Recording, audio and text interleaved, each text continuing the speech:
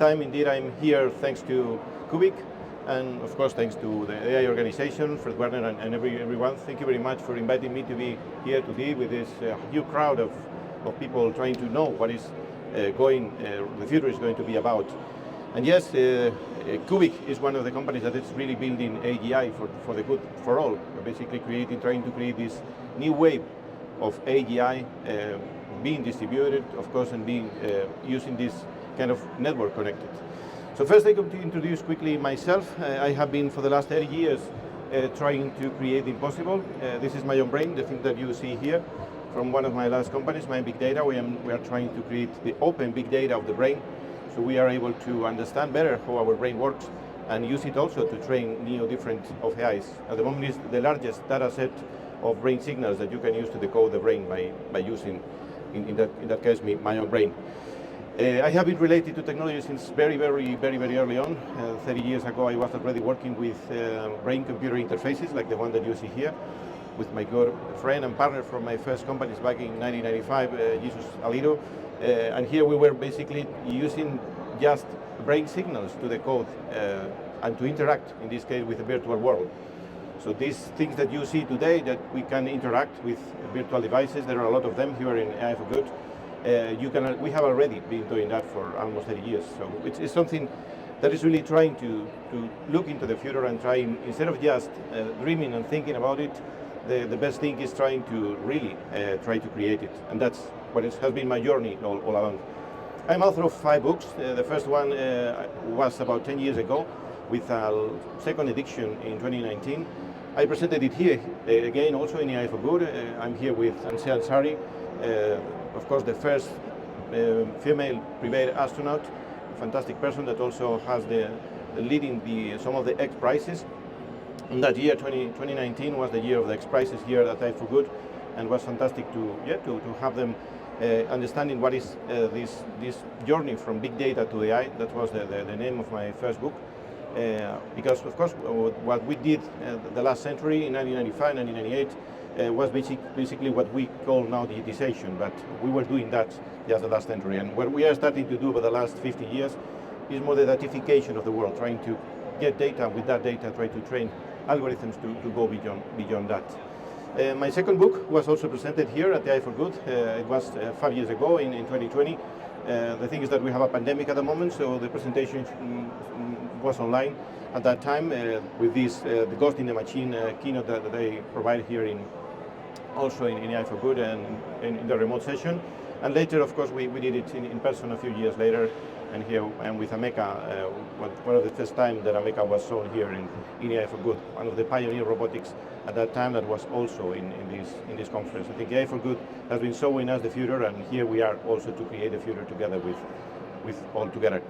So yes, here we are going to talk about this trilogy. Those are my last 3 books. I'm author of 5, this is the last 3. And these last 3 books were about trying to see where everything is headed, trying to understand where humanity fits in a journey to really create this augmented intelligence.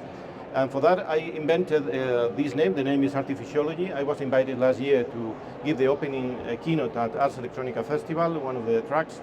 Ars Electronica Festival is like the place to be if you want to learn about how art, society, and science can mix together, and technology to really create a better future.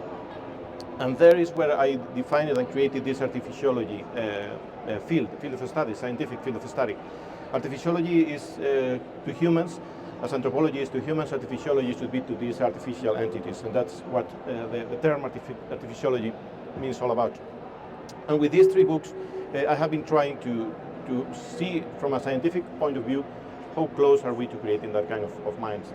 With the first book, The End of Knowledge, I explored everything about the mind. This book, the idea was, it was released in 2023, but there is few later copies in 2024 and 2025 too. And this book is all about trying to understand what is happening. When we humans delegate knowledge to machine, what is the impact that it is having? It is already having for all of us. Because when we delegate the knowledge has been fundamental for humanity. Without knowledge, we wouldn't be here today. We wouldn't be able to create the societies that we have built. And thanks to having knowledge, we have been able to build everything that you see around you.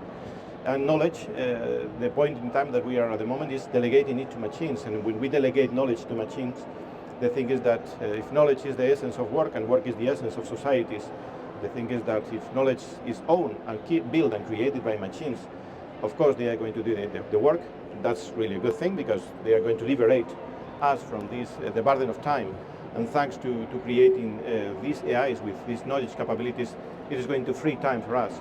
But if they are also going to do the work that we do, the thing is that societies that were built based upon the work of the humans and the work now of the machines is going to change radically. And that's all about. And this is a book of questions, like most of my books, try to find questions.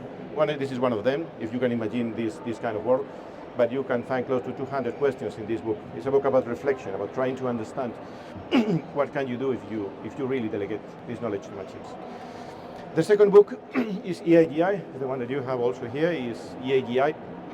E-AGI is an acronym that I coined. The E is from Embodied Artificial General Intelligence, and it's also the essence of artificiology. Artificiology is this work that is ongoing. Of course, is a live metric. I have also a barometer, the E-AGI barometer, with 144 metrics in 8 main areas that we track scientifically how close or how far are we from really creating these embodied AGIs, basically from consciousness. That is really the tricky part. We don't know exactly what is consciousness is all about, but of course the other things like creativity, like cognitive performance, and all the other stuff is really one of the things that we can track with this metric.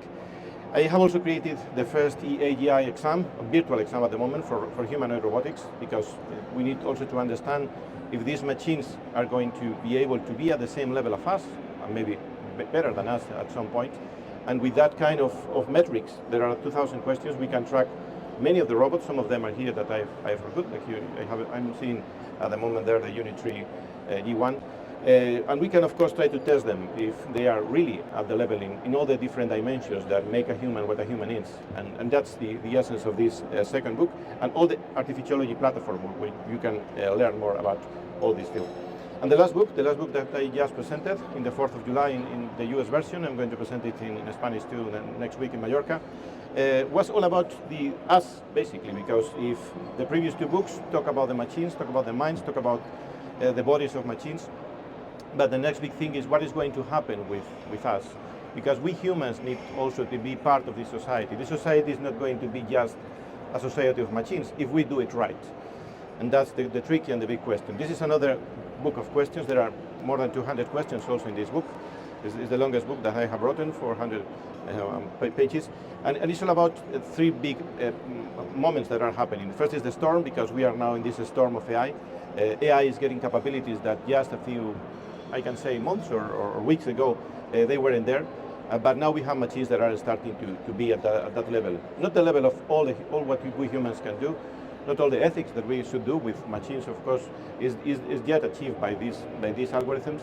But we are in this storm. We are also in a moment where we have a lot of the synchronies between humans and machines.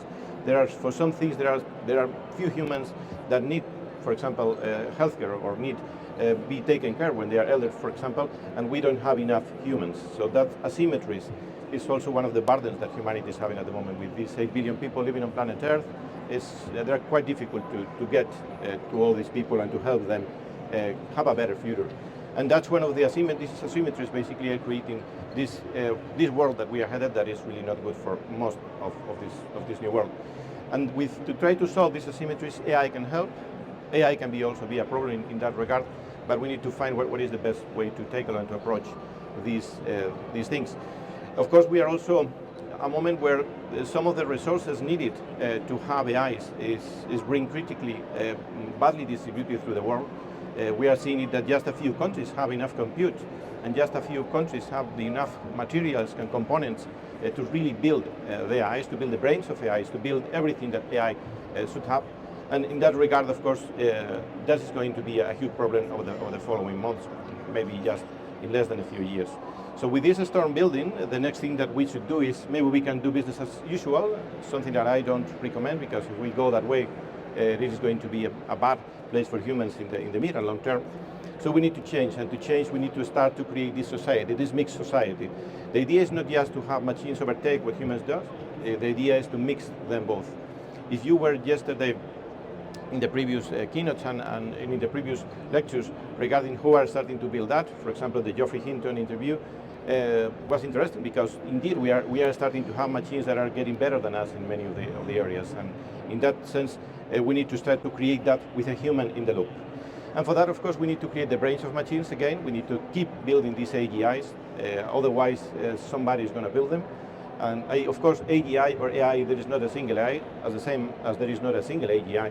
And for that, we need to have many of them, so we can really, many of them, even some open source, even with the tricky parts of opening some of the weights, like Geoffrey told us yesterday, for example. And of course, we need to build these bodies because to interact with the world, to have really embodied intelligence, because intelligence is not all about creating something that can understand language and have something in the cloud. You need to have them in the physical world so they can understand how the physics works and really commit a lot of mistakes and really build upon the things that they learn in this physical world. So the physicality of this is also fundamental. But when we build these physical units, we need to understand that they are, at some point they are going to reach and surpass what we humans can do. And in that regard, we need to see what is going to happen in that equation. And of course, it's not just about bodies, it's not just about, of course, creating that minds, it's about what is going to happen with us. Because when we create these machines, and these machines are start to do basically all the work that we humans are doing, the next thing is, what are we going to do? Because we humans needed to work. We need to have some sort of occupation. Without that occupation, really we are not going to really have a meaningful life. So we need to understand what is going to happen with all the time of the world, because humanity is going to regain time. We have been all slaves of time. We have needed to work over the past to really be in this loop of this rat loop, maybe, trying to work, basically spending our time with repeating some of the things that are really not very interesting to be repeating. And in that regard, if we get the regain our time, will be a fantastic thing. But the thing is that in this regaining of time, we're going to reach a point when we are going to reach E-AGI. We are going to reach humanoid robotics, that they are going to be at the level, not just physically, but also mentally, as we humans are. And at that point, something is going to change, because these machines, they are also going to have their emancipation. They are going to also free from the task that we have given them.